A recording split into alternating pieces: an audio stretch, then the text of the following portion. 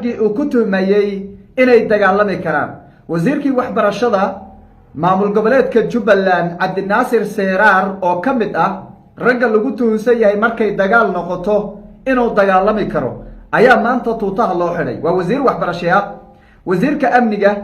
iyo wasiiradii kale ee laamaha amniga ee ku xilsaarnaa dhammaantood markay fashilmeen oo xaalku marba marka ka dambaysa uu kasii darayo, Cabdinaasir Seeraar baa maanta tuutaha loo xidhay. wafdi uu hogaaminayo ayaa maanta gaadhay deegaanka Buule Xaaji oo ciidamada ugu badan ee Jubbaland ay ku sugan yihiin. dhowr guuto oo Buule Xaaji laga soo qaadayna oo loo diray deegaanka Raaskambooni bay iska dhiibeen. iyaga hadda ku sugan Buule Xaajina oo ciidankan Birjeex baa ugu badan, guutada la yidhahda ugu badane shiki badan baa ku jira oo horey baan idinla wadaagay taliyahoodii in Kismaayo uu xabsi guri ku ahaa muddo badan, kuwa isaga ka hooseeyeyna la xidhayba oo ay xidhan yihiin. kadibna isaga inta lagu khasbay la yidhi markii dambe hadal oo caddee mowqifkaada iyadoo weliba la arkayo in lagu khasbay inuu hadlo. kadib markii uu diiday oo uu yidhi war Buule Xaaji ciidan dowladeed baa jiray, anagu waxaan ka wadaa Raaskambooni ciidanka dowladda jooge, annaga ciidanka dowladda la dagaalami mayno, laakiin haddaadna dhahdaan gara oo qoladii khawaarijta la dagaalama horey baan usii soconaynaa oo dee dagaalka waan sii wadaynaa. maanta Axmed Madoobe wuxuu yidhi Seeraar maxaad iga dhowranaysaa? mar walbana markuu xaalku adkaado ragga loo yeedho buu Seeraarku ka mid yahay. waa nin ma soo noqdo, wuxuu waa arag weeye, waa lagu adeegtaado ma soo laabto. Seeraarow soo kac baa la yidhi, soo kac maxaad dhowranaysaa? tuutuhu jafisku siiyo sida hadda muuqaalada idin muuqda, sawirada idin muuqdo. wafdiga maanta ayaa halkaasi gaadheen. waan dul istaagi doonaa xaaladda Jubbaland ayaan guud ahaan muuqaalkan ku qaadaa dhigi doonaa. ciidanka Jubbaland filimka u daaran ee aan laga soo noqon karin ee dhabarjabka ku noqday Axmed Madoobena iyadana waan idin dareensiinaya, xoogaa tusaalooyin baan ka bixinaya. ciidanka Jubbaland filim baa u daaran, filim ninkii daawada ma soo noqonayo. arrimo la yaab laa dhacay, waa la ceeboobay. ciidankeenii daraawiishta Jubbaland ee aan ku xisaabtamaynay ee ogaadeen uu horjoogaha u ahaa 13 sano, ceeb baan naga raacday, ceeb waan ku ceebownay. Axmed Madoobe ceeb buu nabaday. soo dhawaada muuqaalka like saar, fogeeya meel dheer ka tuura, meel dheer ka tuura fogeeya, like-tana dharka siiya. kolley kuwa badan oo Axmed Madoobe u shaqeeyo afduuban oon caqli badan lahayna way arki doonaan muuqaalkan oo iyagu wuu ku adag yahay inay shargareeyaan ama leeg saaraan, laakiin inta Soomaalida wanaagsan baa badan. fogeeya meel dheer ka tuura insha Allah taala. aynu ku bilownay horta xaalka Jubbaland faraha ayuu ka sii baxayaa marba marka ka dambaysa, waxaana loo sii dhawaanayaa Axmed Madoobe qabashadiisa in gacanta lagu dhigo ayaa loo sii dhawaanayaa. haddii dowladdu uusan xoogaa kharashka ay bixinaysa uusan ka dhammaanin xagga ciidamada iyo dhiirigelinta uusan ka dhammaanin oo dadaaladan ay wadaan iyagaa mararka qaar lagu haysqabta, aysan xisbiga UPD aysan lagu haysqabanin, cid kale loo adeegsan mahayo. Axmed Madoobe walaalkii baa soo qaban, midka isaga la dhashay ayaa soo qaban, cid maanta rabtay ma jiro. xaalku markuu adkaaday oo ciidankii Jubbaland intii filim loo daaray oo dowladdu filim u daartay horin iyo guuto isku dhiibayaan, Axmed Madoobe wuxuu la hadlay golihiisa wasiirada raggii ku jiray markaas la soo halgamay ee lagu tuhmayey inay xagga dagaalka ku fiican yihiin manaxayaalka ah ayuu horta la hadlay. Seeraar baa ka mid ah. Seeraarku markaan ina leeyahay waa doqon, dee ninka ragga waxaa la rabaa inuu dee naftiisa u naxo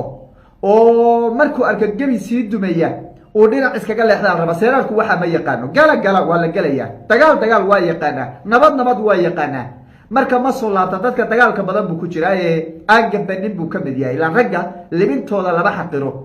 Axmed Madoobe ma dagaalamo, laakiin waa nin hogaamin jecelo maanta inuu babowleeyo jecel yahay. laakiin ragga dagaalama ee Jubbaland xoreeyay Cabdinaasir Seeraar iyo xoreeyay yana dhina Kismaayo xoreeyaan dhahne yaan waxa weeye dambi ugu noqon astaghfirullah.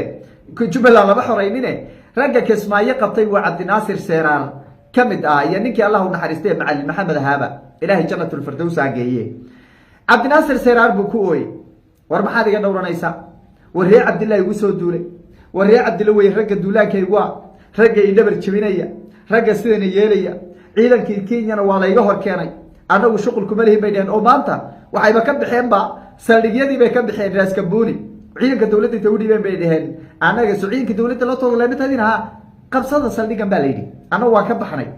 deesh waa noo dhamaad waqti aanadu waa nooga dhamaad xagga Kenya xuduudda u soo laabteen Axmed Madoobe marka macal garoonkii dhanay reeska booli baa ciidanka lagu wareejiyay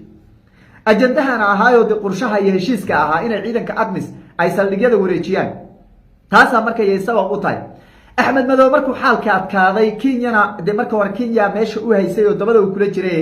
Kenyana leeyahay adeer anaga ciidanka dawladda federaalka lama dagaalamayna shaqo kuma lihin kuwaada iyo kuwa dawladda waa ciidan Soomaaliyeed anaga shuruucda iyo sharciga ilaalinayna leeyahay oo anaga adiga kuma waxaynayna leeyahay xaalkii baa adkaaday Seeraar ku kooyay war Seeraar maxay iga dhowranaysaa Seeraar hadee tuutihi buu jaf isku siiyay maanta wafti buu qaatay wuxuu gaaray Buula Xaaji hadee Buula Xaaji la gaariye Buula Xaaji Buula Xaaji yaa jooga ciidanka taraawishta baa jooga Buula Xaaji maraaska buuniba jubada hoosay tageen xeebtay tageen hebel bay tageen wasiirkii waxbarashada soo kac hadda la koogay wasiir waxbarashada tuuta loo xidhay oo la leeyahay waxa tahay dalka difaac oo dagaal galba la leeyahay waa wasiir waxbarashada Seeraarku wasiir waxbarasho wasiirka amniga ma aha wasiirka taliye ciidana ma aha waa wasiirka waxbarashada weyn ninka tuuta loo xidhay Axmed Madoobe waxay ku tusinaysaa xaalku meeshu maanta ka marayo Jubbaland farahay ka baxday waxaan u marayn qof ma arki jirtay riyadiisa Ilaahay u aqbalo Xasan Sheekh Maxamuud riyadiisa baa horta Ilaahay u aqbalaan u maray aan horta dhayal baan u arkay Axmed Madoobe la soo qaban baan u arkay laakiin hadda waxa ay muuqataba ninku meel uu ka jilicsan yahay baa la jirtay ilaa markay lahaayeen gobolka Banaadir ay warqada soo saareen Ilaahay Axmed Madoobe qabanayna ilaa waxay arkayeen ninkan meeshu ka jilicsan yahay meeshu ka liitay ilaa arkayeen ciidanka umala loo dhaxgalay waxayba nimankan daraaseeyeen UPD ninkan inuusan ciidankiiba gacan ku haynin xuquuqna aysan qaadanin ay baabeen waxaba leeyahay ciidanka darajooyin iyo waxa la hoosta looga saaday Khalid baa loo adeegsaday oo deegaanka yaqaano askari walba lambarkiisa ay waxa leeyahay waxa la siinaya darajooyin baa la inagu taxayaa mawaaladii baa leeyahay darajooyinka ciidanka 13 sano Axmed Madoobe haystay ee laga baaqatay ayaa Jubbaland loo qaybinaya arba loo kala orotomay bahal filino marka waxa u daaran ciidanka taraawishta Jubbaland la yiraahdo dalacsiin darajo qaadasho mishaar qulquli lacagta deebaha iska bixiyaalay askariga ugu horeeya Jubbaland markuu yiraahdo taraawishta Jubbaland baa oo warqada Jubbaland baa haga ka qoran haga guutada $250 baa horta lagu salaami qad waa salaatu ugu horeysay fariisaha leeyahay oo jaadkaada gado oo saliida waxa way iska saliidaysa leeyahay oo bariisayso oo cambulayso oo waxa la leeyahay halka horta nasaba la leeyahay sheekh magaalada daartiin hoos u gal qorigaada inta halka dhigato hadii kale ciidankaas la gal difaaca la gal waa ko muqdisho marka tagto darajadaadi uniform cusub liiska meesha kaga jirto guutada wada shaqeyn lahayd iyo mishaarkaadi hadana $500 qad baa hadana loo dhiibayaan wanimanka xisbiga dam jadiid nimankan UPD Xasan iyo Xamse horta ciyaar aan wali la ciyaarin bay bartiyay sameeyeen waxa shaxdan dajina shaxdan horta ninkii farmaajaha baa dhigay oo rabay sidan inuu sameeyo laakiin waxa naloo shiday oo Axmed Madoobe marka iyada noo shiday hees gadmaysa oo la yiraahdo mareexan baa duulaan inugu heestaaba marka noo shidnay midda labaad waxba qaban weyday waxa weeye taliyaasha ciidamaduna hawiye iyo rag kale ahaayeen oo ma aysan ahayn niman daarooda waliba ogaadeenayo kuma jirin marka heestii waxa gadantay labadii heesoo tii farmaajiya tii ninka la yiraahdo Axmed Madoobe tii Axmed Madoobe waaga gadantay laakiin shaxdan hadda ay UPD isticmaalayaan xisbiga dam jadiid isticmaalayaan waa shaxdii farmaajo weey farmaajo shaxdan dhigay shaxda marka farmaajo way gadmi weyday oo lugtan ku dhignay oo meelo badan baa lagaga yaacay oo farmaajo ka joog baan dhahnay oo xogaa ogaadeenka duulaan lagu yahay baa la yiro balaya dhinacyada laga soo yeeyay kalba baxiyo maxay ku madab iyo wixii la asaasay wixii baa la asaasay oo harti iyo ogaadeen iyo waxba la isku jacbursaday oo leeyay kumada nahay baa leeyay saasa marka farmaajo loola dagaalamay shaxdi warqadii uu la soo baxay marka ninkii Xasan ahaa wuxuu warqadan say ku gadmi kartaa waagaas ay u gadmi weyday sidan khubaro baa u fariisatay khubaradu fariisada waxay say u gadmi kartaa taliyaha ciidanka lugtaan u dhibna lay ogaadeen oo waliba nin Jubbaland saameyn kula u dhibno Khalid baa la soo helay waa loo dhiibay darajada loogu dhajiyay yaa loo dhibnaada leeyahay maxaa kaloon ka bedelaa daarood kumadaha naftigiisa ka wada dhigaalay taliyaha booliska waxa la yidhi u dhiiba asadiyaano soo qabta waa loo dhiibay haye war maxaa kaloo samaynaa ragga ciidankan u dirayna halkaahi ha noqdaan rag baa la yidhi reer jubbaland oo ogaadeena kulligood ha noqdaan wiilal dhalinyaro ogaadeena inta xidigihii lagu taxay baa la yidhi orda